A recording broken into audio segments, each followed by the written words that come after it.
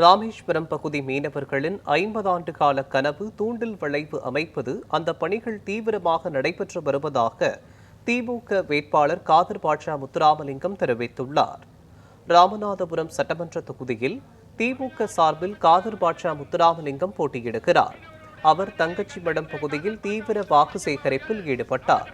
அவருக்கு தங்கச்சிமடம் ஊர் மக்கள் பட்டாசுகள் வெடித்தும் பொன்னாடைகள் போர்த்தியும் சிலம்பம் சுற்றி வெகு சிறப்பான வரவேற்பு அளித்தனர். பின்னர் செய்தியாளர்களை சந்தித்த அவர் தங்கச்சிமடத்தில் மீனவர்களின் பிரதான கோரிக்கையான மீன்பிடி இறங்குதளம் தூண்டில் வளைவு அமைப்பதற்கான பணிகள் தீவிரமாக நடைபெற்று வருவதாக தெரிவித்தார். மேலும் திமுக தேர்தல் வாக்குறுதிகளில் மீனவர்களுக்கு அறிவிக்கப்பட்டுள்ள புதிய திட்டங்கள் குறித்து விரிவாக பேசிய அவர் ராமேஸ்வரத்தில் மீன்பிடிக்க சென்று ஒரு விசைப்படகு மற்றும் 4 மீனவர்களை இலங்கை கடற்படை கைது செய்துள்ள நிலையில் மீனவர்களின் குடும்பத்தினரை சந்தித்து ஆறுதல் தெரிவித்ததாக தெரிவித்தார்.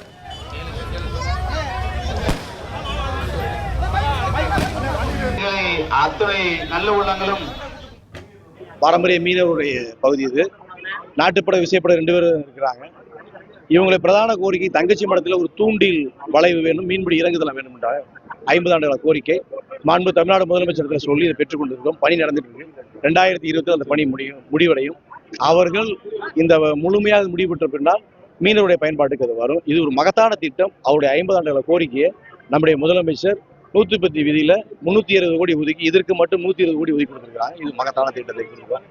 இல்ல தேர்தல் வாக்கு நம்முடைய மாண்பு தமிழ்நாட்டு முதலமைச்சர் இருக்காங்க. மீனவர்களுக்கு மட்டுமல்லாமல் மீனவ பெண்களாக இருக்கக்கூடிய சொசைட்டியினுடைய அவங்களுக்கு பெண்களுடைய வாழ்வாதாரத்தை உறுதி செய்வதற்கு கடற்பாசி வளர்த்தல், அவர்களை தொழில் முனைவராக்குதல், அப்புறம் மீன் அங்காடியை உருவாக்குறது, கூண்டு வச்சு மீன் வளர்க்கறதுக்கான இதுபுறமே மீனவ பெண்களுக்கான திட்டங்களாக 5 திட்டங்களை சொல்லியிருக்கிறார்.